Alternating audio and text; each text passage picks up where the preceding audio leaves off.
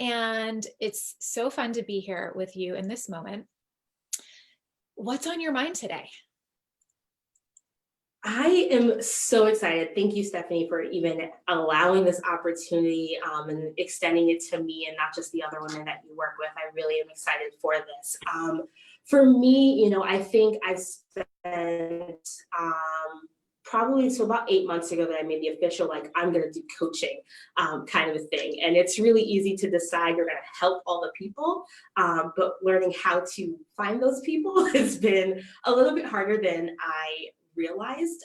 And so, I went out there and was like, I'm doing this thing. And I thought the floodgates would open. And now scaling it back to figure out a niche and messaging and all the things that make it, a business as well have been quite the journey. So I think I finally figured out the niching and the messaging and the websites there. And now it's like, okay, clients, like, I'm ready for you. And how do I really connect and make those sales? And again, connecting and not just always pitching, because I don't want to be pitched to, and I know I don't want to do that to others, but to really kind of open up the doors in the right way. I think that's where I am in the journey right now and trying to figure out. Beautiful. So tell me a little bit about how these past 8 months have been. What has that looked like as far as clients and who are you working with? And I know you did mention just really kind of dialing in your niche, which is creative vision coaching, which is super cool. Who have you coached? Who have you worked with? Yeah, so I have worked with either, you can call them side hustlers, as well as like freelancers, becoming coaches and building their own businesses. So for me, the creative vision, the creativity part is really broad because truthfully, we are all creative, but getting people to realize that is not as easy as you would think, but really having that creative component. So if you sell jewelry or you're a makeup artist or you are a freelance writer, and then finding the time, whatever made that your passion, finding the time while you're doing all the things, whether you work full time or you're a parent or both, you're a bridesmaid as well as, your parents are getting older. And really in this generation, I call them millennials, but truthfully, I've worked with people as young as 20 and as old as 50. But I think that target is honestly women like in their 30s. In looking back at the people that you have supported in this short time, is there a certain person that comes to mind that you just look back and think, man, I loved working with that person. It was so fun. We were able to do so much good work together. So I remember my very first client as if I started with her 2 days ago. And I actually was dabbling in this what is coaching and started my coaching hours back in 2016. But her name's Samantha, broad enough name I can actually say it. And she was amazing to work with because she had all these passions and it was just like, but I graduated school, so now I just have to go to college, go to work. And that's all I do is 8 to 5 and that's it. And understanding that like 5 to 9 is an option, as well as your weekends, and how to really find that time to do the things she loves that wasn't just like hanging out at a happy hour after work. So, we streamlined the activities that she actually did in high school and throughout college and what she loved most. And she was able to find a local organization. And actually, 4 years later, she's actually on the executive board of that organization, helping to run all of their big events. So, it's really about finding the time. And honestly, it doesn't matter how busy you are. We all have the same 24 hours in a day, but deciding this is what's important. These are my priorities, and I'm going to make them happen. So a lot of people like to look at their ideal client avatar or create their ideal client profile based on demographics, right? That's very common. And I like to look at those things, but I really like to look at psychographics. And when we're talking about psychographics, those are certain qualities and values that these people have. and they're often connected to our own values and traits in some way, right?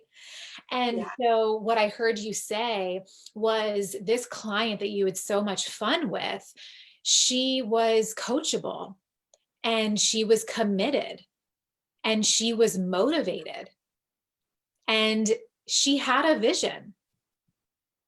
Would that be pretty accurate?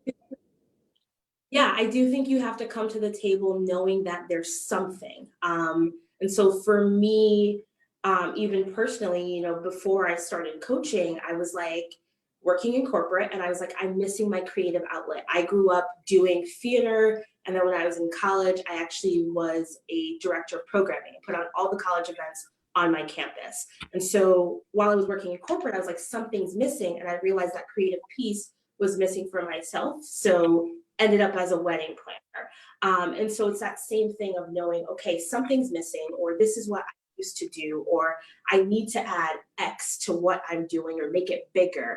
And so there has to be a vision already in line. And usually we have that. We just kind of get stuck in how do I do it? Because my husband, my mom, my aunt, my kids all want my attention, my boss even. And so it's about finding the time. So that's where I come in, is that you already have the vision, how you're going to incorporate creativity in your life. But finding the time is where I help you really make a plan and show you that there's enough time in the week to actually make that a thing, not just once every 3 months, but on a weekly, regular basis. That's such a gift. And it is, I would imagine, more needed than ever before because people are completely overwhelmed. They are completely running around with 80 things to do. And that's really where you come in, right? So, Absolutely.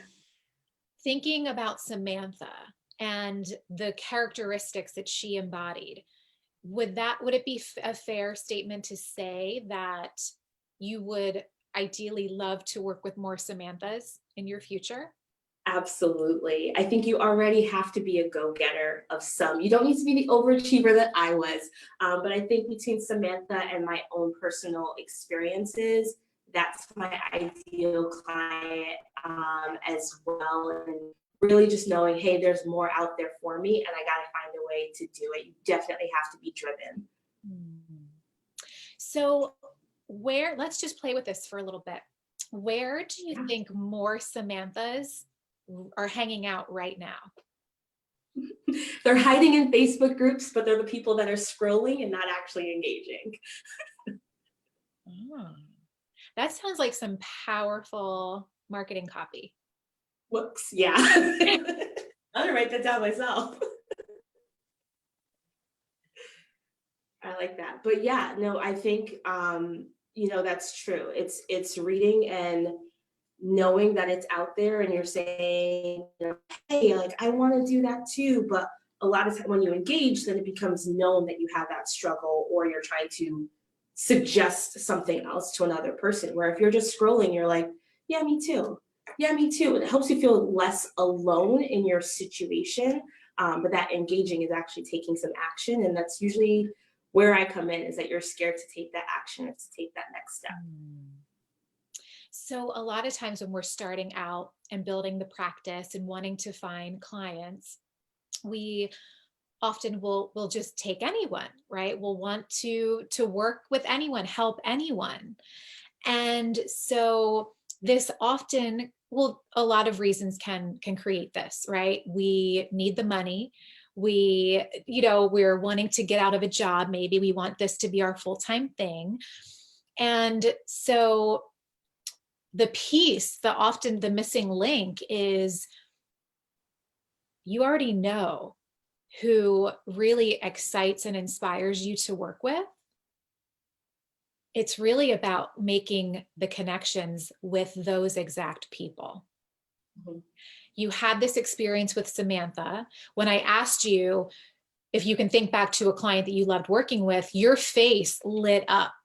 You really, really enjoyed working with her. And so you Yeah. might notice as your practice evolves, as your offers evolve, your customer avatar might evolve as well. That's super common. But for right now, you know that you really want to work with someone who is coachable and driven and willing to make the time and all of those traits that Samantha brought to the table. Mhm. So Absolutely. now you're clear in that. How do we attract more Samanthas?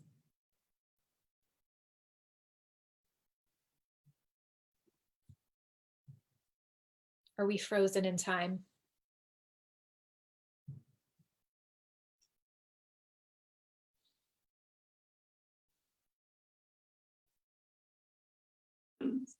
Make that There, connection. we were Oh, did I?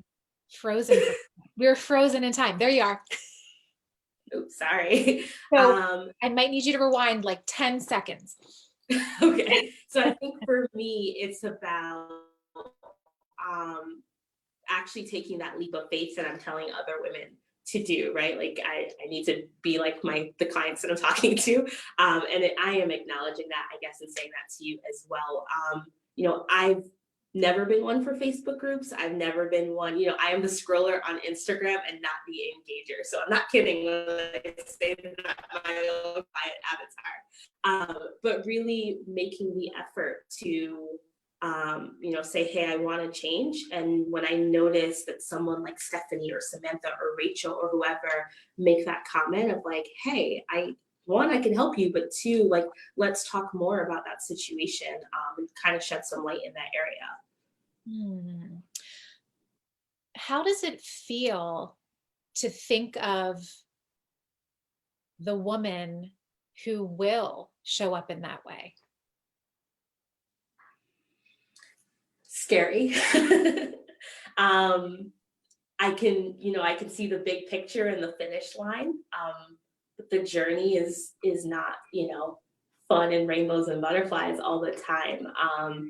So yeah, it's a leap of faith. But honestly, that's how we get to find success is to be scared of the water and jump in anyways.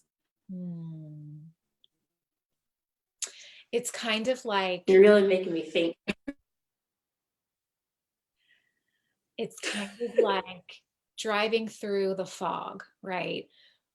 We know that we might have to slow it down a bit, but if we take our time and stay on path,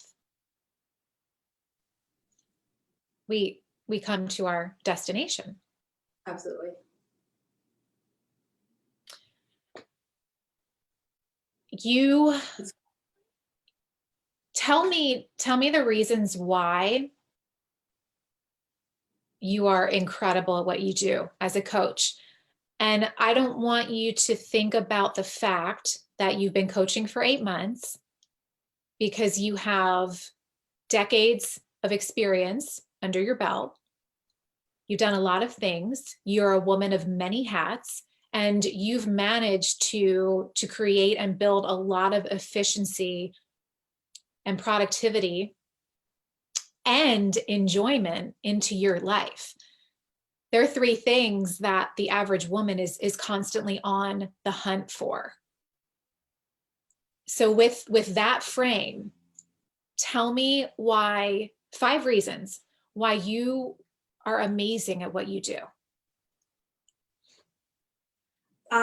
I think the main reason is because I care, and I care not just like that blanket statement, but I know what it's like to be stuck or confused or questioning, and have to push through that journey as well. So I genuinely want women to get to the other side of that stuck and that overwhelming feeling that they're in. 5 reasons, geez. I love time management. I do it on a corporate level in terms of scheduling and knowing how to run things. I have about 10 years of corporate experience with logistics and operations and blah, blah, blah, you name it. So I can plan not just an event or a day, but I can also plan my own life. And I think that experience of knowing how to manage time, and whether it's 5 minutes or 5 hours to make the of that time. And I am a goal-oriented person, and sometimes to a fault, but when I decide that I'm going for something, I'm not stopping. Um, Four, I'm loyal.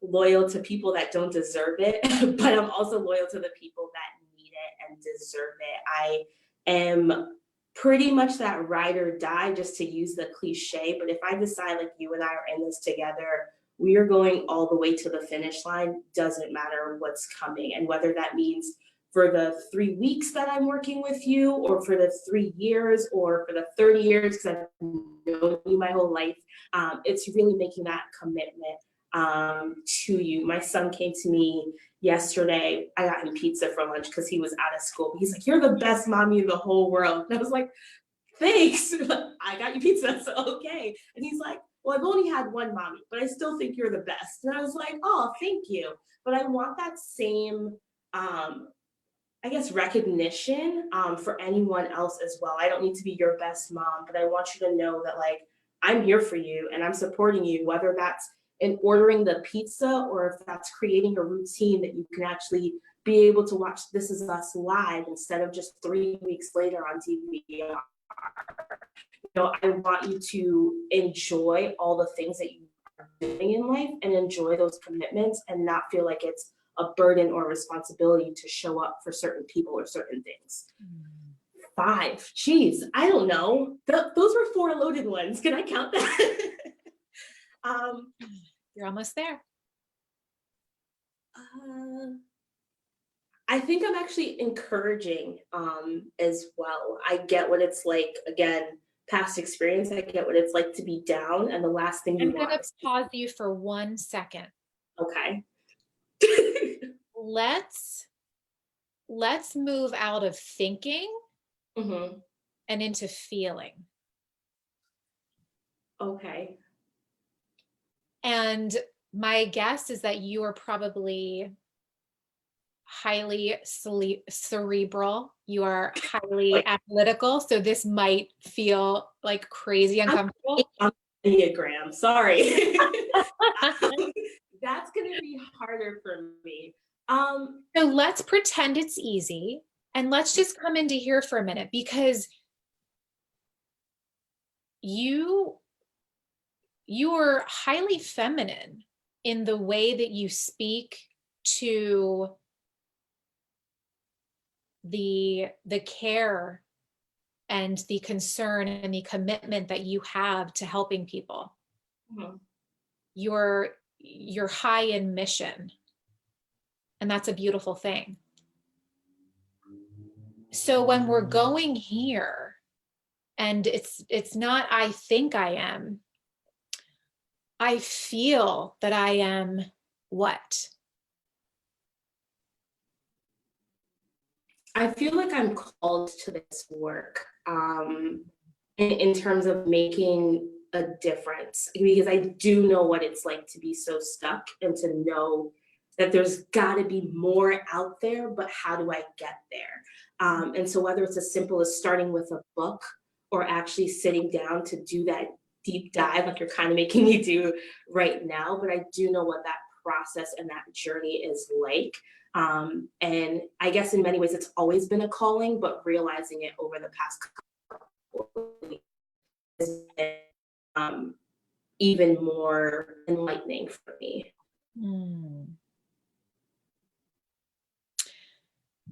So that was one of the breakdown to breakthrough moments for you and your journey. Yeah, absolutely.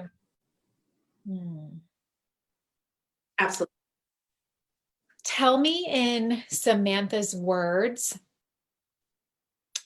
how did she describe her experience of working with you?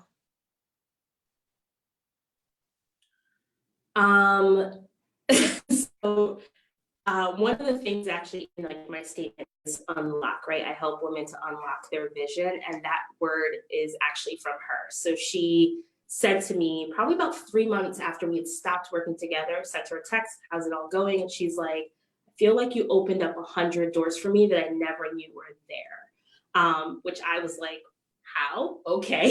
Even I was kind of taken aback by that statement, but to be able to unlock something that you didn't even realize you kept in a box or that you kept hidden.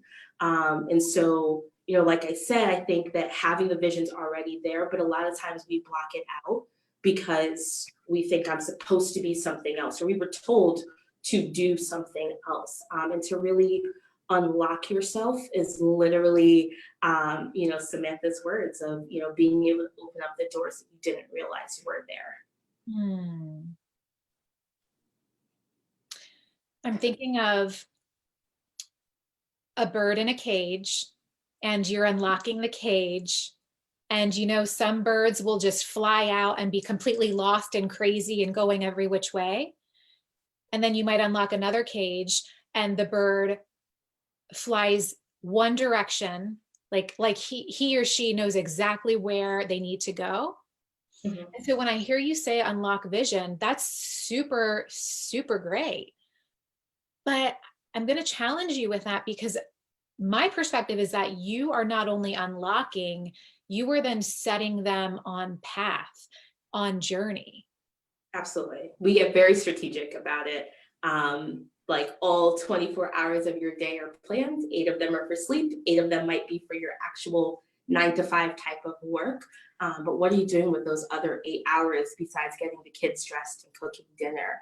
And whether that's a half-hour workout every day, or we have to streamline it to an hour every 3 days, you know, and that's a low level example, but we get strategic. If you decide that you're going to learn to play an instrument, or you decide that you're going to launch a business, we get very, very detailed in how you do it. So literally this hour that I'm spending talking to you is typically my hour of the lunch break that I spend in planning for my business. So it's my free hour in the day, but I use it to gear up for the next level of my business. And whether it's a lunch break or your daily commute, it's all structured and planned. So I like your analogy of that bird in the cage. I don't just let you free. Once we unlock that, we know exactly what path, what tree, what branch you're landing on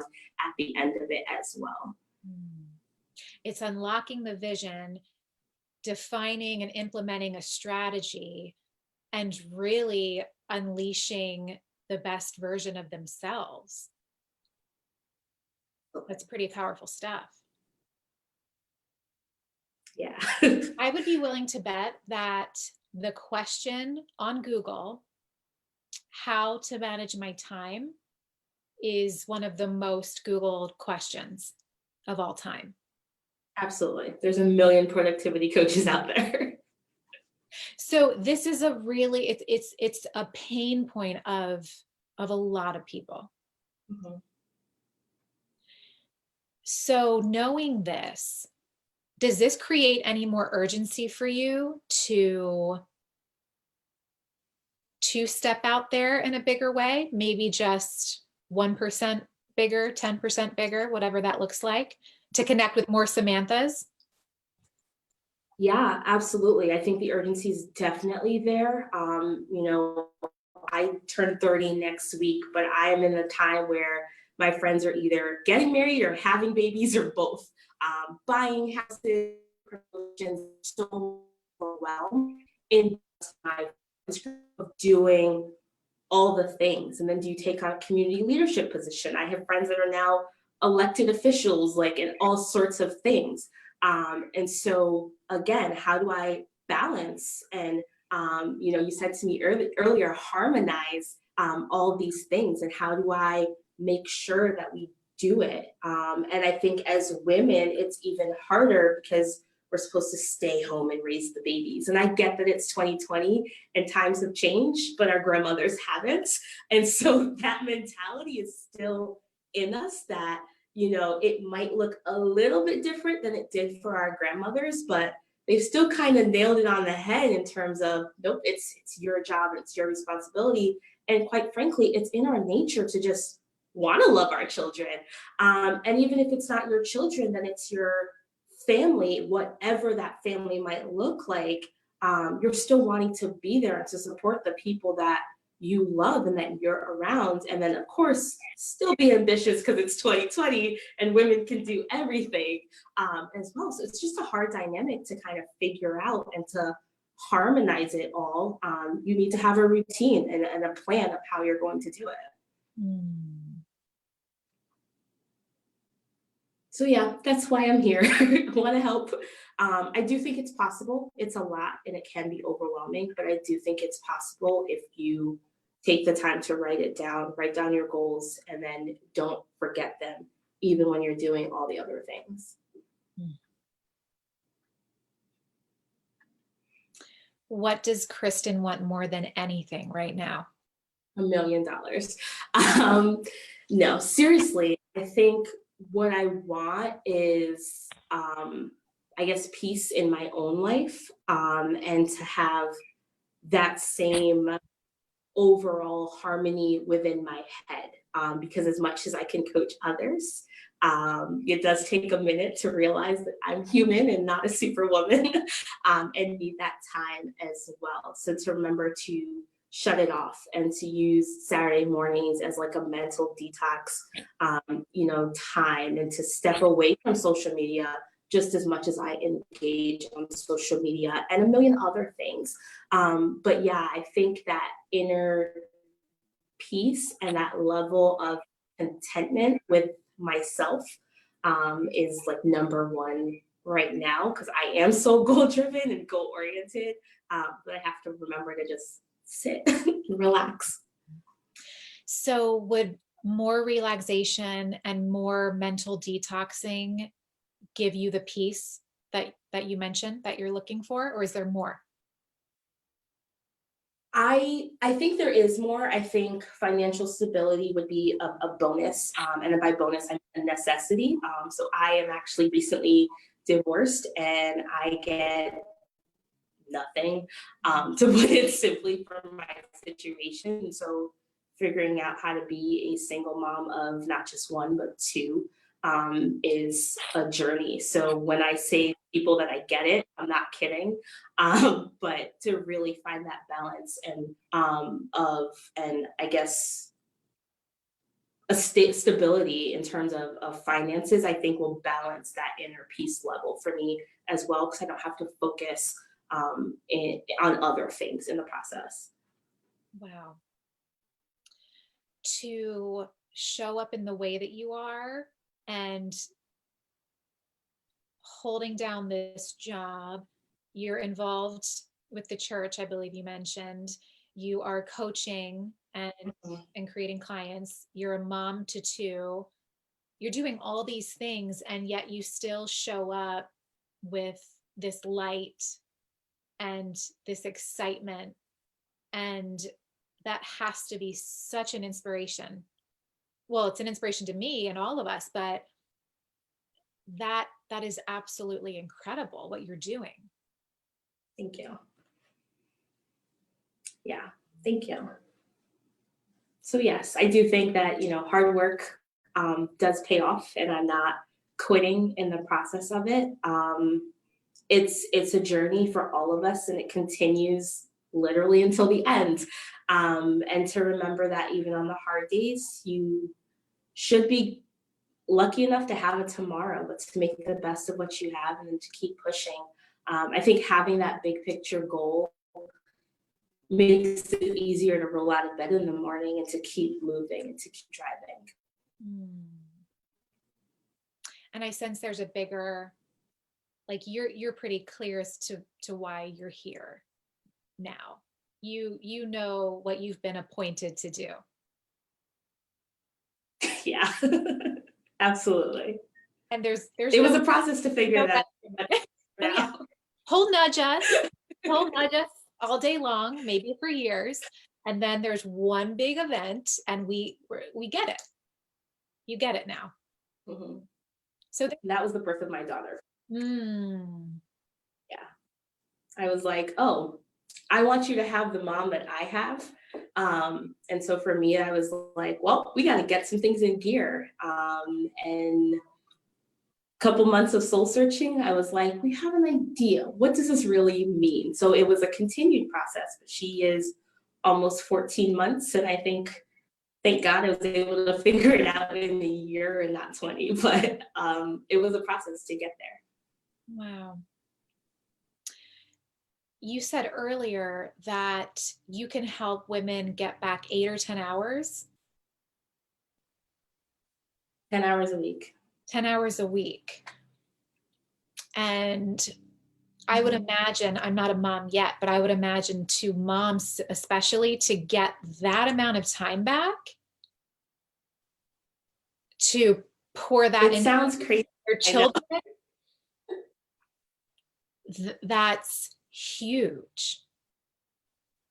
Yeah. And so I work with people that are still not even, with women that aren't always moms themselves, but to have 10 hours a week to spend with your partner because you both work full time, or to have 10 hours a week to spend with your aging parents, or to actually just have girls' night, because even as a mom, that's sometimes very hard to figure out. So that 10 hours can go in a lot of different directions, or you can give each of those groups 2 hours a week, but to even have that time in your schedule to say it's possible. I have some clients that have actually made it all the way up to 15, which I was like, y'all talked me, but I'm glad you were able to use it. So it really depends on the situation, but I'd say 90% have 10 hours or more back in their week to do what they want most. Would it support you to dig into a marketing piece in this moment? Sure. Absolutely. Marketing's hard for me. It's not natural. So, do you have case studies of these women that have managed to get the 10 and the 15 hours of their time back? I have 2 case studies. And are you leveraging them in your marketing, in your video, in your whatever it is you're doing? No. Totally fine. The goal is you've created that, you've helped co-create that result for someone, for multiple people, and you now have that as the most powerful piece for your marketing at this stage. So I would just look at what you have and think about what feels really aligned for you and the best way to put that out there, because you're already clear. You already do really great work, and you've already decided that this is it. This is the mission. And now you're just going to tell people about it until they start to really listen. That's what this is, right? That's all that we're doing. We're doing the really good work. We're serving, we're leading. We're putting it out there, and we're doing it until people notice. Yeah. Absolutely. Yeah, that's definitely, the marketing is not a natural per se thing for me. And I think one of the hardest learning curves for being a coach for me as well, but I will absolutely utilize that. I did the research to know that that's how much time they were all getting, and using myself as that first person, and then, building it out and making it a program itself. But to actually keep telling that story, to show it as well. That's important. Thank you. As coaches, we pour ourselves into other people because we truly want to help, right? And so the thought of marketing ourselves is the most uncomfortable thing you can imagine.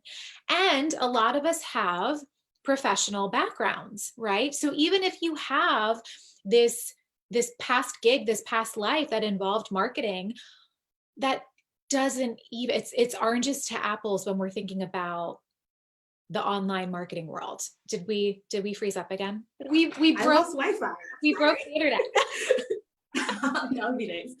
So the last word you say was that it can get uncomfortable. So I don't know how long I lost you. Yes. So in a nutshell, the hardest thing for us much of the time is to market ourselves, right? And especially if we have a background in corporate or whatever it is, and we've done marketing in our past, even for those people, it's oranges to apples when we're marketing online with a service-based business. So the shift is when we can take it off of us and put it on the people, the women that are out there who don't have any more time to spare, the women who are lying awake at night praying that they could just get another hour in their day, the women that aren't spending the time they want with their kids, with their aging parents, with their partners. This is what I call a bleeding neck issue for a lot of people. And so this is where you come in as the expert, and you help them out of this pain, out of this nightmare. And that's your marketing, right? It's not about you. It's about all of these people and what your amazing offer can help them crawl out of, fly out of, unlocking the cage. Absolutely. I got to actually use that from head to paper or computer, like to actually use that and say that. But yes, it is definitely not about me. I can just help you get to where you want to be. How do you feel? That peace thing I just talked about, I actually have a little bit of it now. So that's good. I think, I can work up my own anxiety and complicate things well, I'm a woman, I can just complicate everything. But to really step back and, think and process and take a dose of my own medicine and, plan it. And once you have a plan of action, then you really can move forward with it. Everything that you need to build this business is already in here. You do the amazing work. That's your diamond. All of the other stuff, all of the other marketing and the strategy, those are skills that can be developed. But you already have your diamond. So now it's about getting that diamond out there and exposing it to more Samanthas. Right. Absolutely. Does now feel like a good time to complete the conversation? Yeah, I think I definitely have a level of clarity. So for that, thank you. I appreciate it. But yeah, absolutely. Amazing. Well, thank you for spending your lunch break having this conversation. Thank you. And I hope that you feel ignited on this journey, and that all of the women that are waiting to hear from you will find you really soon. Absolutely. Because you've decided, and because you've raised your hand, and because this is the mission, and yes. we do it until. Absolutely. There's so much out there for all of us, and we just have to move forward and push, and the time is there. Like 24 hours a day is a lot of time to get the life that you want. We all have the same, I think it's 152 hours a week, right? 158, yeah. Well, yeah. Amazing. All right, darling. We'll end it on that note. Awesome. Thank you so much, Stephanie. I appreciate it. My pleasure. Talk to you soon. Bye. Bye.